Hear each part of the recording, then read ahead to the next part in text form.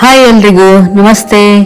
ಶ್ರೀ ದುರ್ಗಾಪರಮೇಶ್ವರಿ ದೇವಸ್ಥಾನ ಹಿರಿಯಂಗಡಿಯಲ್ಲಿ ಶಾರದಾ ಪ್ರತಿಷ್ಠಾ ಮಹೋತ್ಸವ ಹೇಗೆ ನಡೆಯುತ್ತೆ ಅಂತೇಳಿ ನೋಡೋಣ ಬನ್ನಿ. ಬಹಳ ವಿಜೃಂಭಣೆಯಿಂದ ಬಹಳ ಸುಂದರವಾಗಿ ಅಲಂಕೃತರಾಗಿ ಪ್ರತಿಷ್ಠೆಗೊಂಡಿರ್ತಾಳೆ ನಮ್ಮಮ್ಮ ಶಾರದೆ. ಮೊದಲ ದಿನವೇ ಆರಂಭವಾಗ್ತದೆ. ಎಲ್ಲ ಸ್ವಚ್ಛತಾ ಕಾರ್ಯ, ಅಲಂಕಾರ ಎಲ್ಲವೂ ಸಹ ನೋಡಿ ಬಹಳ ಶ್ರದ್ಧೆಯಿಂದ ಎಲ್ಲ ಮುಕ್ತೇಸರರು ಹಾಗೂ ಸಮಿತಿಯ ಸದಸ್ಯರೆಲ್ಲರೂ ಕೆಲಸವನ್ನು ಮಾಡ್ತಾ ಇದ್ದಾರೆ. ಸ್ವಚ್ಛತಾ ಕಾರ್ಯದಲ್ಲಿ ತೊಡಗಿರ್ತಾರೆ ನೋಡಿ.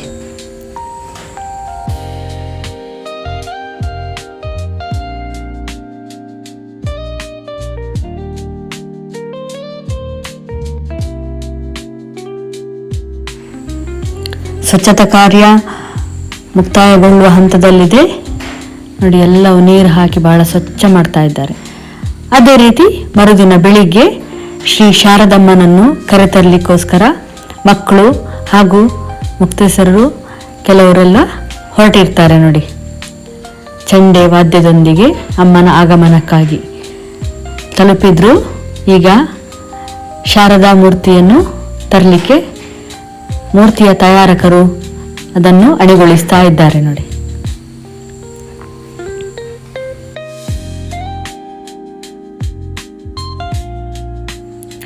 ನಮ್ಮ ದೇವಸ್ಥಾನಕ್ಕಾಗಿ ಶಾರದಮ್ಮನನ್ನು ಗಾಡಿಯಲ್ಲಿ ಕುತ್ಕೊಳಿಸಿ ಆಯಿತು. ಚಂಡೆ ವಾದ್ಯದೊಂದಿಗೆ ಮಕ್ಕಳೆಲ್ಲರೂ ಬಹಳ ಸಂಭ್ರಮದಿಂದ ಆಗಮಿಸ್ತಾ ಇದ್ದಾರೆ ನೋಡಿ. ಎಷ್ಟು ಖುಷಿಯಲ್ಲಿ ಮಕ್ಕಳು ವಾದ್ಯದೊಂದಿಗೆ ಹಾಗೂ ಚಂಡೆಯೊಂದಿಗೆ ಆಗಮಿಸ್ತಾ ಇದ್ದಾರೆ.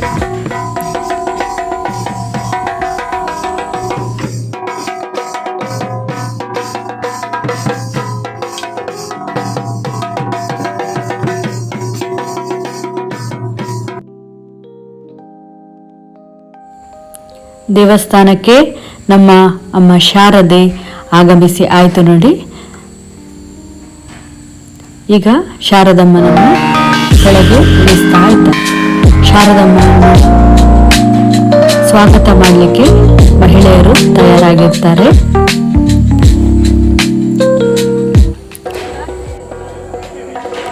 ಶಾರದಮ್ಮನ ಆಹ್ವಾನಕ್ಕಾಗಿ ಹಾಗೂ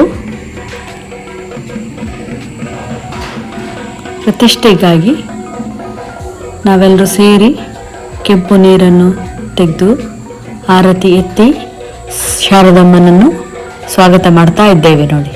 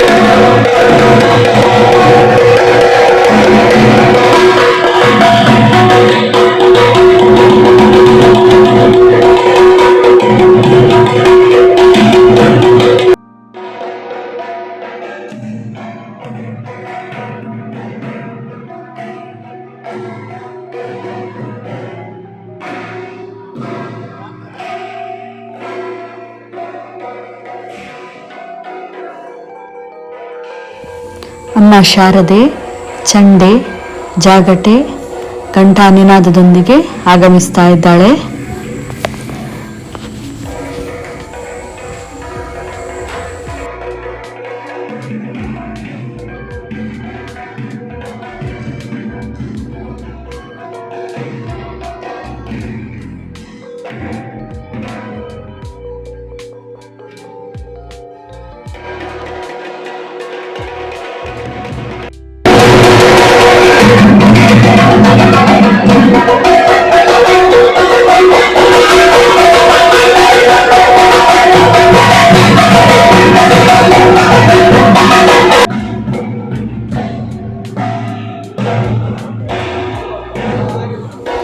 ಇನ್ನು ನಾವು ಶಾರದಮ್ಮನ ಅಲಂಕಾರದ ಸಿದ್ಧತೆಗಳನ್ನೆಲ್ಲವನ್ನು ಮಾಡ್ತೇವೆ. ಶಾರದಮ್ಮನಿಗೆ ಉಡಿಸುವ ಸೀರೆಯನ್ನೆಲ್ಲ ತಯಾರು ಮಾಡಿಡ್ತೇವೆ ಹಾಗೂ ತೊಡಿಸುವಂತಹ ಆಭರಣಗಳ ವ್ಯವಸ್ಥೆಯನ್ನು ಸೆಟ್ ಮಾಡಿ ಇಡ್ತೇವೆ. ಮಹಿಳೆಯರೆಲ್ಲರೂ ಸೇರಿಕೊಂಡು ನೋಡಿ ಯಾವ ರೀತಿ ಅಮ್ಮನಿಗೆ ಸೀರೆ ಉಡಿಸ್ತೇವೆ, ತಯಾರು ಮಾಡ್ತೇವೆ ಅಂಥೇಳಿ ಈ ವಿಡಿಯೋದಲ್ಲಿ ನೀವು ಕೊನೆಯವರೆಗೆ ವೀಕ್ಷಿಸಿದರೆ ನೋಡಬಹುದು ನೋಡಿ. ಅಮ್ಮನ ಅಲಂಕಾರ 25% ಮುಕ್ತಾಯ ಆಯಿತು. ಎಲ್ಲ ಸೆಟ್ ಮಾಡಿ ಇಡ್ತೇವೆ. ಆಮೇಲೆ ಅಮ್ಮನನ್ನು ಪ್ರತಿಷ್ಠೆ ಮಾಡುವ ದಿನದಂದು ಅದನ್ನೆಲ್ಲ ತೊಡಿಸ್ತೇವೆ ನೋಡಿ. ಎಲ್ಲ ಅಮ್ಮನ ಆಭರಣಗಳು, ಯಾವುದೆಲ್ಲ ವಸ್ತುಗಳು ಬೇಕು ಅದನ್ನೆಲ್ಲ ನಾವು ಸೆಟ್ ಮಾಡಿಡ್ತೇವೆ ನೋಡಿ. ಹೀಗೆ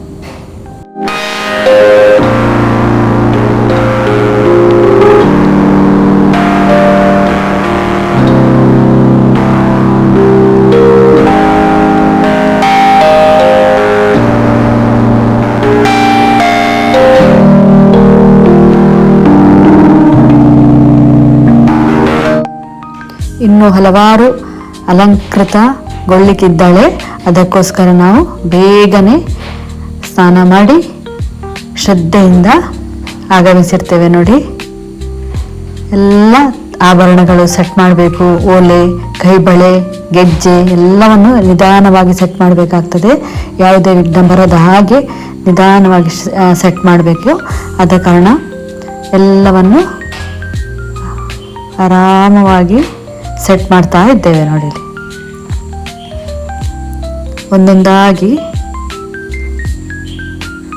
ಕರಿಮಣಿ ತಾಳಿಯನ್ನು ಹಾಕ್ತಾ ಇದ್ದೇನೆ ಈಗ.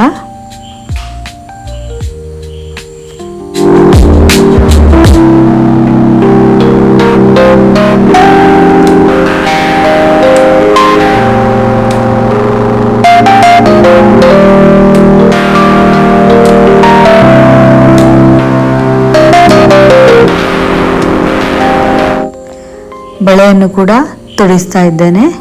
ಬೆಳ್ಳಿಯ ಬಳೆ ಇದೆ ಶಾರದಮ್ಮನಲ್ಲಿ. ಆ ಎಲ್ಲ ಆಭರಣಗಳನ್ನು ತೊಡಿಸಿ, ಶೃಂಗಾರ ಪ್ರಿಯೆ ನಮ್ಮಮ್ಮ ಶಾರದಮ್ಮನೆಲ್ಲ ಆಭರಣಗಳನ್ನು ಕೂಡ ತೊಡಿಸ್ತೇವೆ ನಾವು.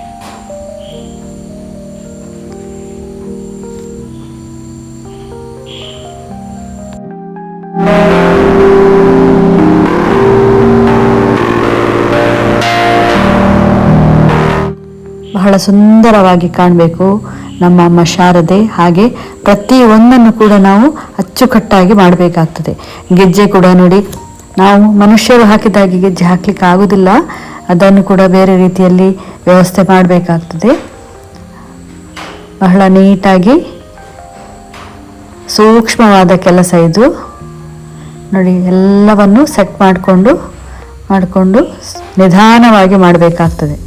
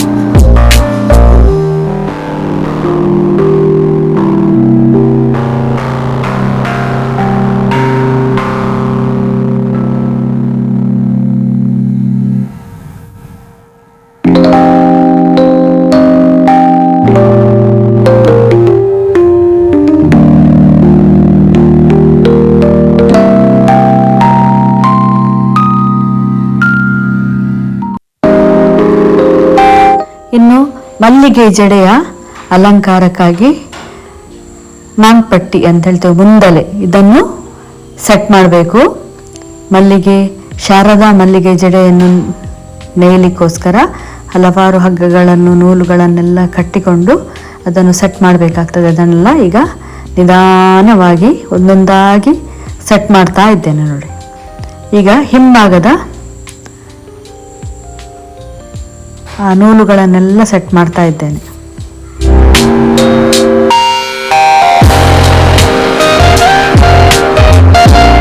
ಸೀರೆಯ ನೆರಿಗೆಗಳು ಕೂಡ ಅಚ್ಚುಕಟ್ಟಾಗಿ ಸೆಟ್ಟಾಗಿ ಕುತ್ಕೊಳ್ಬೇಕಾಗ್ತದೆ. ಶಾರದಮ್ಮ ಮಣೆಯ ಮೇಲೆ ಕೂತ ಹಾಗೆ ನಾವು ಸೀರೆಯನ್ನು ಉಡಿಸಬೇಕಾಗ್ತದೆ ನೋಡಿ, ಈ ರೀತಿಯಾಗಿ.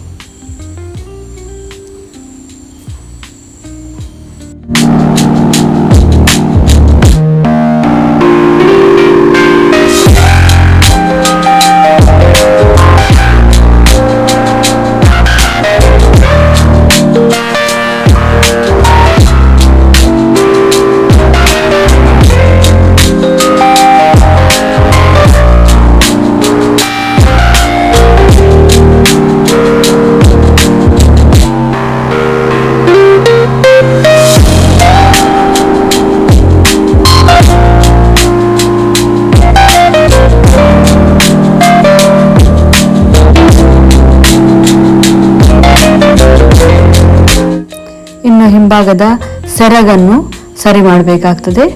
ಅದನ್ನು ಕೂಡ ಚೆನ್ನಾಗಿ ಮಡಚಿ ಫ್ಲೀಟ್ ತೆಗೆದು ಅಲ್ಲಿ ಸೆಟ್ ಮಾಡಿ ಇಡಬೇಕಾಗ್ತದೆ ನೋಡಿ. ಅದನ್ನೆಲ್ಲ ಸೆಟ್ ಮಾಡಿ ಇಡ್ತಾ ಇದ್ದೇನೆ. ಪೆನ್ ಏನು ಬೇಕಾ ಅದನ್ನೆಲ್ಲ ಹಾಕಿ ಸೆಟ್ ಮಾಡಬೇಕಾಗ್ತದೆ.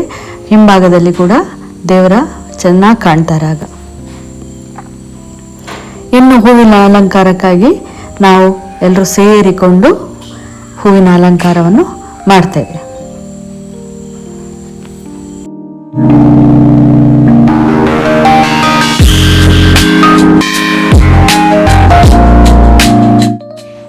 ಶಾರದಮ್ಮನಿಗೆ ಸೀರೆ ಉಡಿಸೋದಾದರೆ ಯಾವ ರೀತಿ ಉಡಿಸ್ಬೋದು, ಯಾವ ರೀತಿ ಫ್ಲೀಟ್ ತೆಕ್ಕೊಳ್ಬೋದು ಅಂತೇಳಿ ನೋಡಿ. ಈಗ ಶಾರದಮ್ಮನ ಉಡುಗೆಗೋಸ್ಕರ, ತೊಡುಗೆಗೋಸ್ಕರ ಹಲವಾರು ಸೀರೆಗಳು ಹರಕೆಯ ರೂಪದಲ್ಲಿ ಬರ್ತವೆ.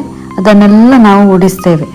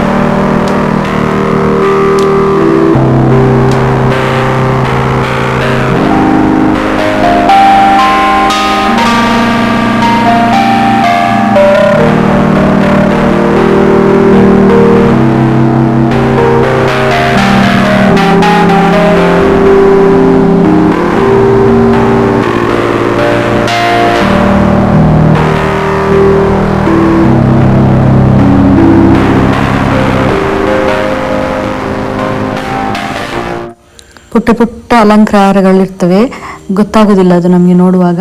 ಅದನ್ನೆಲ್ಲವನ್ನು ನಾವು ಸಣ್ಣ ಟೇಪ್ ಗಮ್ಮನ್ನು ಹಾಕಿ ಸೆಟ್ ಮಾಡಬೇಕು. ಶಾರದಮ್ಮನ ಪ್ರತಿಷ್ಠೆಗಾಗಿ ಮೆರವಣಿಗೆ ತಗೊಂಡು ಹೋಗುವಾಗ ಅವುಗಳೆಲ್ಲ ಯಾವುದು ಉದುರದ ಹಾಗೆ ನಾವು ಸೆಟ್ ಮಾಡಬೇಕಾಗ್ತದೆ. ಬಹಳ ಸೂಕ್ಷ್ಮವಾದ ಕೆಲಸ ಇದು. ಜಾಗ್ರತೆಯಿಂದ ನಿಧಾನವಾಗಿ ಮಾಡಬೇಕಾಗ್ತದೆ. ಈಗ ಸ್ಟಿಕ್ಕರ್, ಬೊಟ್ಟು ಯಾವುದು ಸೆಟ್ ಆಗ್ತದೆ ಎಲ್ಲವನ್ನು ನೋಡಬೇಕಾಗ್ತದೆ ನೋಡಿ. ಇನ್ನು ಹೂವಿನ ಅಲಂಕಾರವನ್ನು ಆರಂಭ ಮಾಡ್ತೇವೆ. ನಾವು ಮೊದಲ ದಿನದಿಂದ 3ನೇ ದಿನದವರೆಗೆ ಸಿಂಪಲ್ ಆಗಿ ಹೂವಿನ ಅಲಂಕಾರವನ್ನು ಮಾಡ್ತೇವೆ. ಮಲ್ಲಿಗೆ, ಕಾಕಾಡ ಹಾಗೂ ಕೆಲವು ಪೆಟಲ್ಸ್, ಗುಲಾಬಿಯ ಪೆಟಲ್ಸನ್ನು ಯೂಸ್ ಮಾಡಿಕೊಂಡು ನಾವು ಅಲಂಕಾರವನ್ನು ಮಾಡ್ತೇವೆ. ನಮಗೆ ಗೊತ್ತಿದ್ದಷ್ಟು ಮಟ್ಟಿಗೆ ನಾವು ಅಲಂಕಾರವನ್ನು ಮಾಡ್ತೇವೆ. ಶಾರದಮ್ಮನಿಗೆ ಹೆಚ್ಚಾಗಿ ಹಿಂದಿನ ಭಾಗಕ್ಕೆಲ್ಲ ಕಾಕಡವನ್ನು ಹಾಕಿ ಅಲಂಕಾರವನ್ನು ಮಾಡ್ತೇವೆ ನೋಡಿ.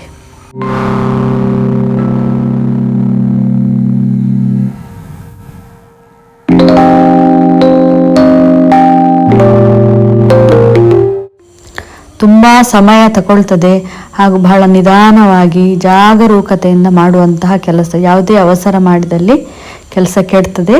ಆರಾಮ್ಸೆ ಮಾಡಬೇಕಾಗ್ತದೆ.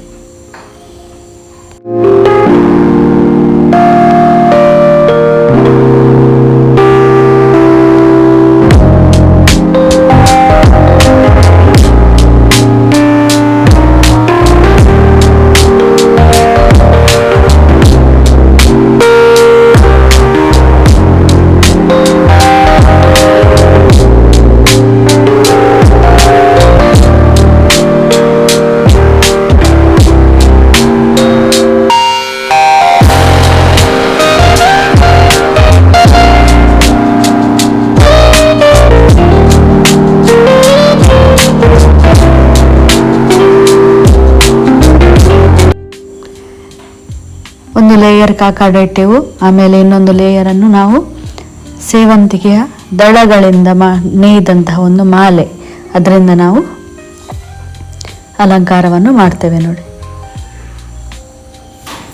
ಇನ್ನು ಹಾಗೆ ಜಾಜಿ ಪುಷ್ಪ ಹಾಗೂ ಗುಲಾಬಿಯ ದಳಗಳಿಂದ ಸೆಟ್ ಮಾಡ್ತೇವೆ ನೋಡಿ.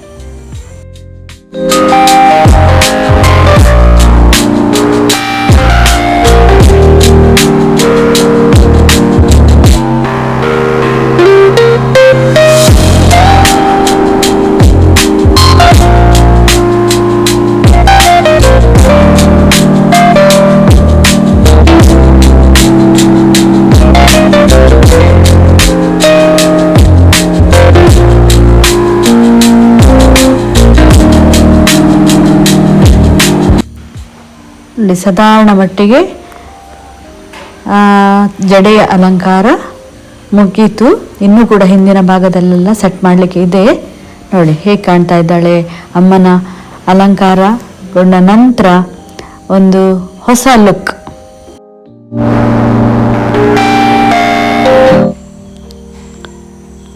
ಹೂವಿನ ಅಲಂಕಾರಕ್ಕೆ ಸರ್ ಪೆಟಲ್ಸನ್ನೆಲ್ಲ ಚಂದ ಮಾಡಿ ರೆಡಿ ಮಾಡಿ ತರ್ತಾರೆ ನೋಡಿ. ಬಹಳ ನಾಜೂಕಾದ ಕೆಲಸ, ಬಹಳ ಶ್ರದ್ಧೆಯಿಂದ ನಿಧಾನವಾಗಿ ಚಂದ ಮಾಡಿ ಸೆಟ್ ಮಾಡಿ ತರ್ತಾರೆ ನೋಡಿ.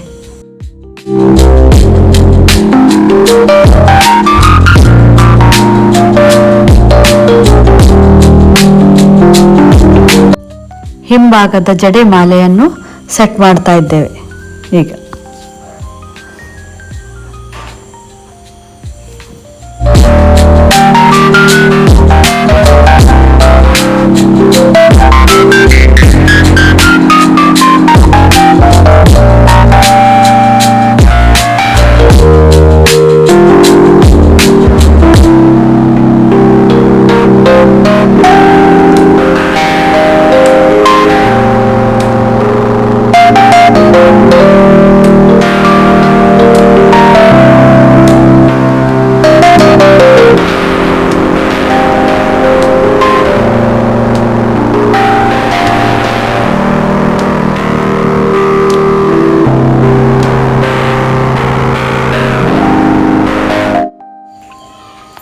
ಈಗ ಗುಲಾಬಿಯ ದಳಗಳನ್ನು ಕೂಡ ಮೇಲೆ ಇನ್ನೊಂದು ಲೇಯರ್ ಹಾಕ್ತಾ ಇದ್ದೇವೆ.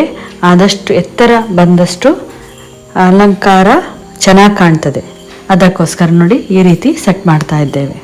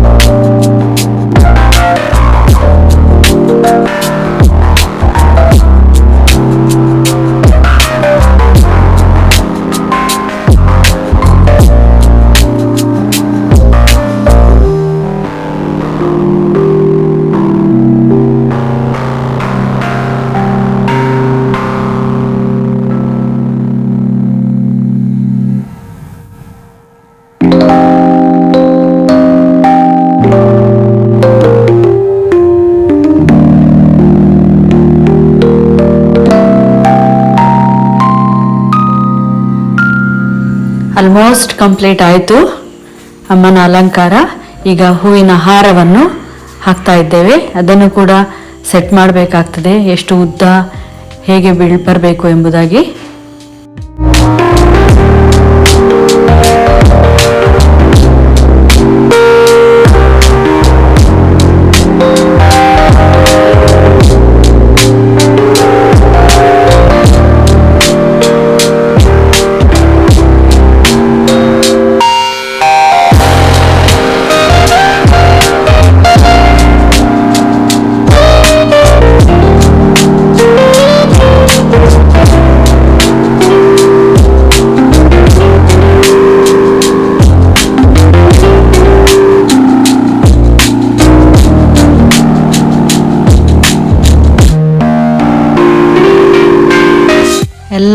ಮುಕ್ತಾಯದ ಹಂತಕ್ಕೆ ಬಂತು ನೋಡಿ. ಈಗ ನಾವು ಅಮ್ಮನೊಂದಿಗೆ ಕೆಲವು ಫೋಟೋಸನ್ನು ತೆಗಿತಾ ಇದ್ದೇವೆ ಖುಷಿಗೋಸ್ಕರ.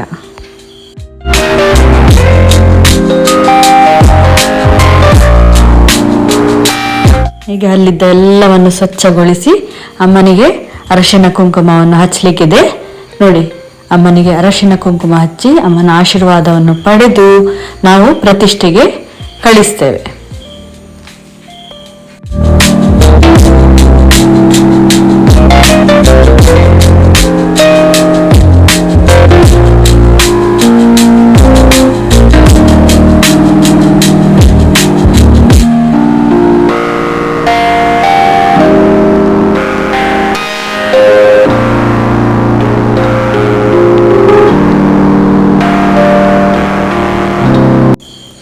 ಶಾರದಾ ಮಾತೆ 100% ಪರ್ಫೆಕ್ಟ್. ನಮ್ಮ ಕೈಲಾದಷ್ಟು ಅಲಂಕಾರವನ್ನು ಮಾಡ್ತೇವೆ. ನಮಗೆ ಸಾಧ್ಯವಾದಷ್ಟು ಮಾಡಿ ಅಮ್ಮನನ್ನು ಪರ್ಫೆಕ್ಟ್ ಮಾಡಿಟ್ಟಿದ್ದೇವೆ ನೋಡಿ. ಈ ರೀತಿ ಅಮ್ಮ ಮಾಡಿಸಿದಾಳೆ ನಮ್ಮ ಕೈಯಲ್ಲಿ ಅಂತ ಅಂದ್ಕೊಳ್ಬೋದು. ಇಲ್ಲಿ ದೇವರ ಪ್ರತಿಷ್ಠೆಗೋಸ್ಕರ ಇಲ್ಲಿ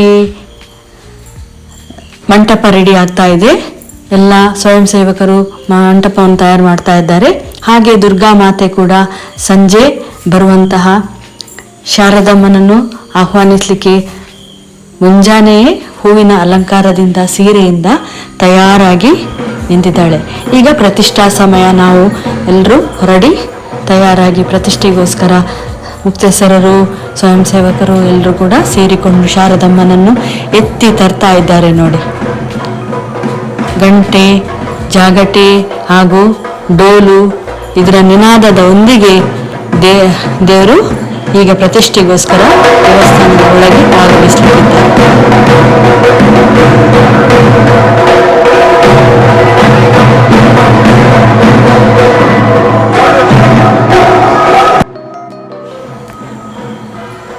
ಮಹಿಳೆಯರು ದೀಪವನ್ನು ಹಿಡಿದು ದೇವರನ್ನು ಸ್ವಾಗತ ಮಾಡ್ತಾರೆ ನೋಡಿ.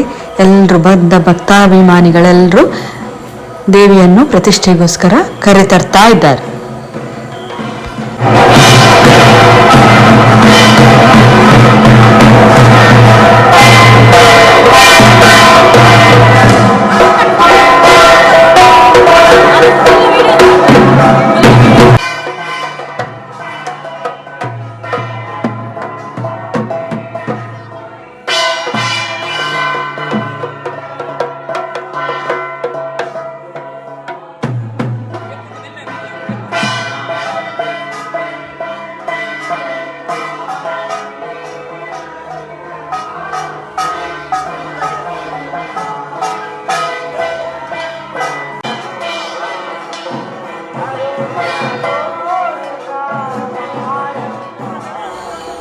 ಭಜನೆ ಈಗಾಗಲೇ ಆರಂಭಗೊಂಡಿದೆ. ಶಾರದಮ್ಮನನ್ನು ಆಹ್ವಾನ ಮಾಡುವಂಥ ಭಜನೆಯೇ ಕೇಳಿ ಬರ್ತಾ ಇದೆ. ಈಗ ಅರ್ಚಕರು ದೇವಿಯ ದೃಷ್ಟಿ ತೆಗೆದು ಅರಿಶಿನ ನೀರನ್ನು ಬಿಸಾಡಿ ನೋಡಿ ಕಾಯಿ ಹೊಡೆದು ಆರತಿ ಮಾಡಿ ದೇವರನ್ನು ದೇವಸ್ಥಾನದ ಒಳಗೆ ಕರೆತರಲಿಕ್ಕೆ ಅಪ್ಪಣೆಯನ್ನು ನೀಡ್ತಾ ಇದ್ದಾರೆ.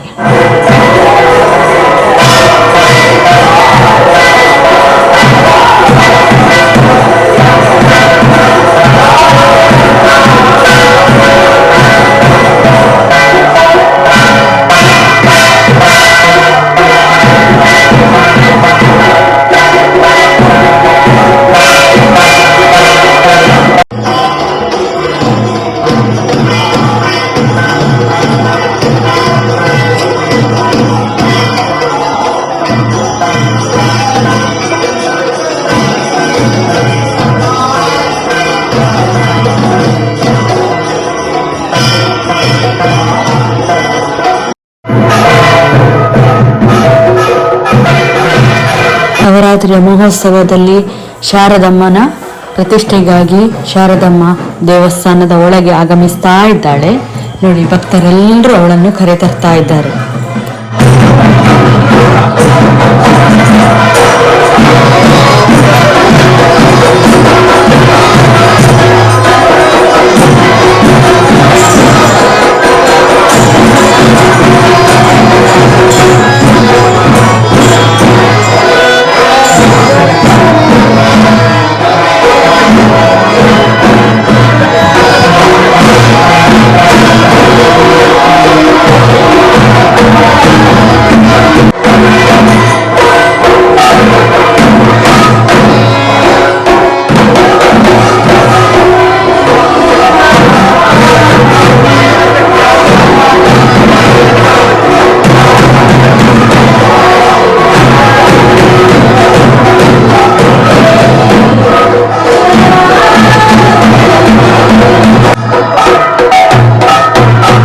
ವಿಘ್ನ ವಿನಾಶಕನ ಆಶೀರ್ವಾದವನ್ನು ಪಡೆದು ನಾವು ಪ್ರತಿಷ್ಠೆಗೋಸ್ಕರ ಬರ್ತಾ ಇದ್ದೇವೆ.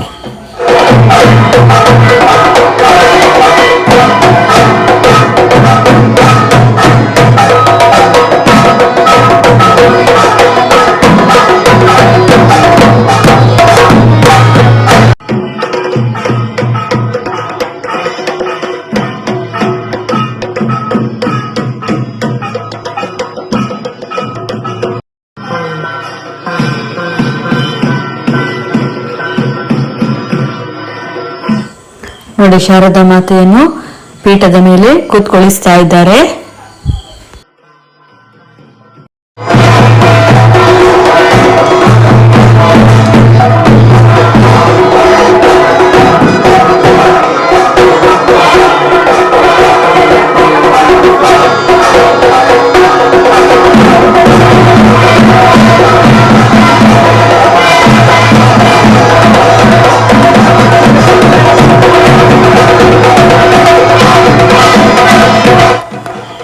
ಶಾರದಾ ಮಾತೆ ಪೀಠಕ್ಕೆ ಆಹ್ವಾನ ಆದ್ಲು ನೋಡಿ, ಪೀಠದ ಮೇಲೆ ಅಲಂಕೃತಳಾದ್ಲು ನೋಡಿ. ಇನ್ನು ಪ್ರತಿಷ್ಠಾ ಪೂಜೆ ನಡೀಲಿಕ್ಕಿದೆ. ಎಲ್ಲ ಭಕ್ತರ ಸಮ್ಮುಖದಲ್ಲಿ ಪ್ರತಿಷ್ಠಾ ಪೂಜೆ ನಡೀಲಿಕ್ಕಿದೆ.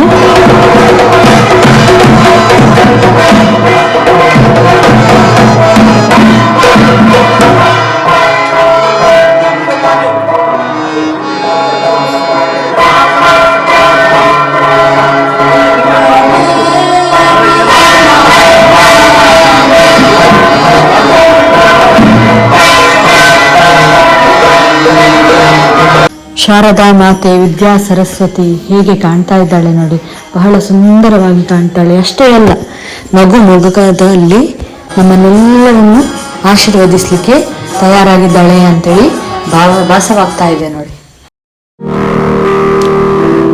ಇಂದಿನ ಪೂಜಾ ಸೇವಾದಾರರು ಸಂಕಲ್ಪದಲ್ಲಿ ತೊಡಗಿಕೊಂಡಿರ್ತಾರೆ. ಇನ್ನೊಂದು ಭಾಗದಲ್ಲಿ ಭಜನೆ ಸಂಕೀರ್ತನೆಗಳು ಕೂಡ ಮುಂದುವರಿತಾ ಇದೆ.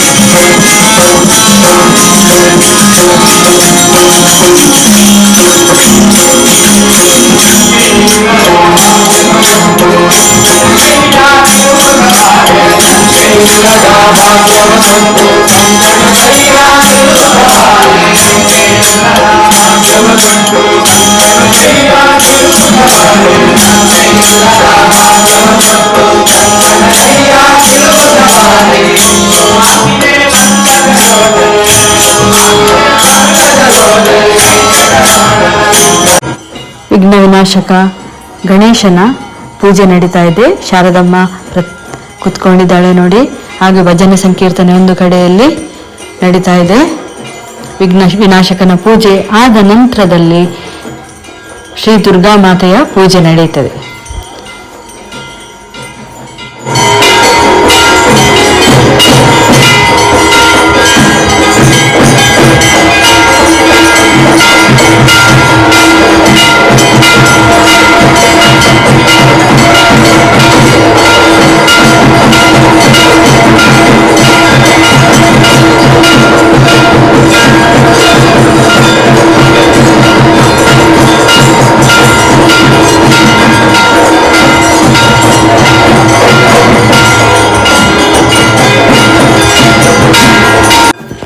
ಶ್ರೀ ದುರ್ಗಾ ಮಾತೆಯ ಪೂಜೆ ಕೂಡ ಆರಂಭ ಆಗಿದೆ. ಈಗ ಭಕ್ತಾಭಿಮಾನಿಗಳೆಲ್ಲರೂ ದೇವಸ್ಥಾನದ ಮುಂಭಾಗದಲ್ಲಿ ಸೇರಿಕೊಂಡಿರ್ತಾರೆ. ಭಕ್ತಿ ಭಾವದಿಂದ ದೇವರನ್ನು ಪೂಜಿಸ್ಲಿಕ್ಕೋಸ್ಕರ ಸೇರಿದ್ದಾರೆ ನೋಡಿ. ಶ್ರೀ ದುರ್ಗಾ ಮಾತೆ ಬಹಳ ಸುಂದರವಾಗಿ ಅಲಂಕೃತಳಾಗಿದ್ದಾಳೆ. ಮಹಾಪೂಜೆ ನಡೀತಾ ಇದೆ.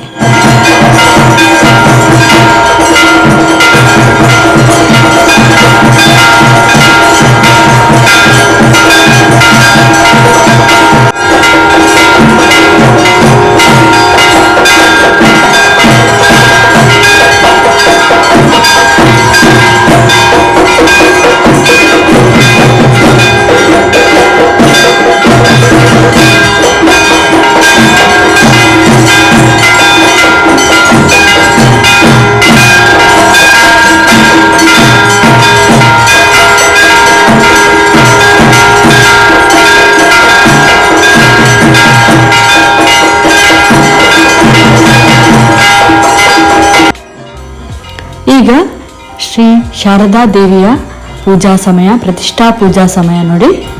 ಭಕ್ತಾಭಿಮಾನಿಗಳೆಲ್ಲರೂ ಕೂಡ ದೇವಿಯ ಮುಂಭಾಗದಲ್ಲಿ ಸೇರಿಕೊಂಡಿರ್ತಾರೆ.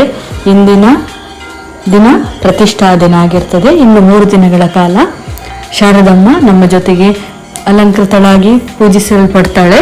ಆಮೇಲೆ ನಾವು ಜಲಸ್ತಂಭನ ಮಾಡಲಿಕ್ಕಿದೆ ನೋಡಿ. ಪೂಜೆ ಬಹಳ ಸುಂದರವಾಗಿ ಕಾಣ್ತಾ ಇದೆ.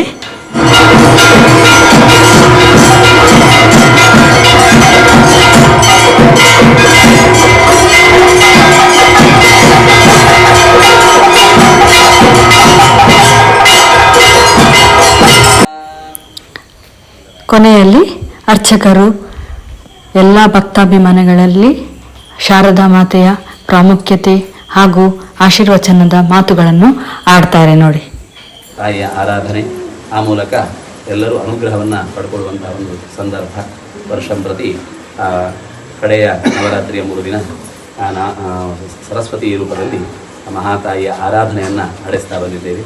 ಈ ವರ್ಷವೂ ಕೂಡ ನಡೆಸಿದಂತಹ ಪೂಜೆ, ಇದರಲ್ಲಿ ಯಾರೆಲ್ಲ ಭಾಗವಹಿಸಿದ್ದಾರೋ ಬೇರೆ ಬೇರೆ ರೀತಿಯಲ್ಲೆಲ್ಲ ಅಲಂಕಾರ ಎಲ್ಲ ಮಾಡುವ ಮೂಲಕ ಅಥವಾ ಮೂರ್ತಿ ಅದಕ್ಕೆ ಬೇಕಾದಂತಹ ಅವಕಾಶವನ್ನು ಸದುಪಯೋಗ ಮಾಡಿಕೊಂಡು ಮೂರ್ತಿಯ ಬಗ್ಗೆ ಅಥವಾ ಅದಕ್ಕೆ ಬೇಕಾದ ಎಲ್ಲ ವಸ್ತ್ರಾಲಂಕಾರಾದಿಗಳು, ಹೂವಿನ ಅಲಂಕಾರಾದಿಗಳು ಇದನ್ನೆಲ್ಲ ಸಂಬಂಧಪಟ್ಟಂತಹ ಸೇವೆಯನ್ನು ಸಲ್ಲಿಸಿದಂಥ ಎಲ್ಲ ಭಕ್ತರಿಗೂ ಸರಸ್ವತಿಯ ವಿಶೇಷ ಅನುಗ್ರಹ ಇರಲಿ.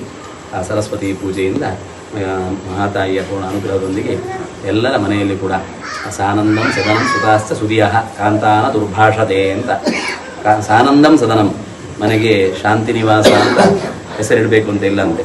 ದೇವರ ಅನುಗ್ರಹ ಯಾವಾಗ ಇರ್ತದೋ ಅಲ್ಲಿ ಶಾಂತಿ ಖಂಡಿತವಾಗಿಯೂ ಇರ್ತದೆ ಅಂತ. ದೇವರ ಅನುಗ್ರಹ ಇಲ್ಲದಿದ್ದರೆ ಎಷ್ಟು ನಾವು ಹೆಸರು ಬರೆದ್ರೂ ಶಾಂತಿ ನಿವಾಸ ಅಂತ ಹೆಸರು ಬರೆದ್ರೂ ಕೂಡ ಶಾಂತಿ ಇರುವುದಿಲ್ಲ.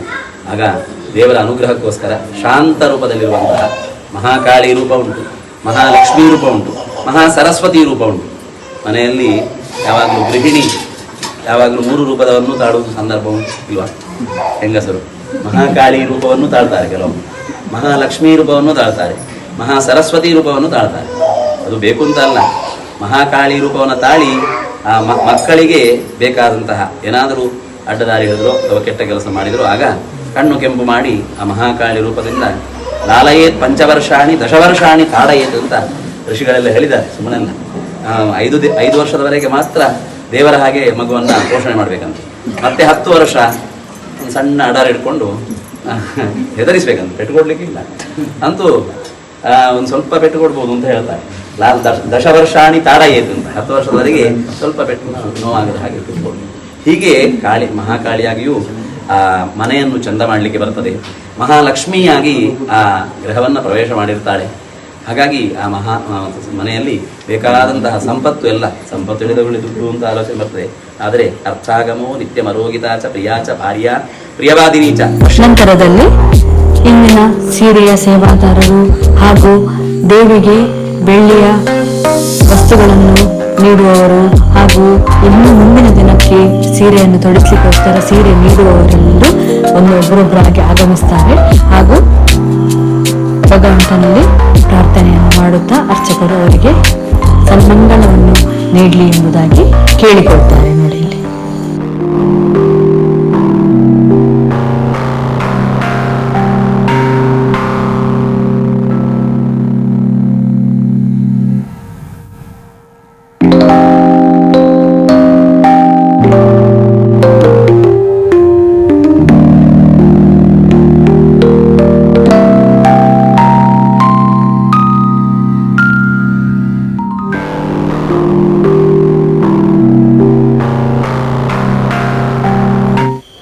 ಕೊನೆಗೆ ನಾವು ಆರೆಂಜ್ ಕಲರ್ ಸೀರೆ ಉಟ್ಟವ್ರದ್ದೆಲ್ಲ ಒಂದು ಫೋಟೋ ಸೆಷನ್ ನೋಡಿ. ಇವತ್ತು ಹೇಗಿತ್ತು ದಿನ. ಬಾಯ್. ನಾಳೆ ಶಾರದಮ್ಮನನ್ನು ಹೇಗೆ ಅಣಿಗೊಳಿಸುವುದಂತೇಳಿ ನೋಡೋಣ. ಬಾಯ್. ನಾಳೆ ಸಿಗೋಣ.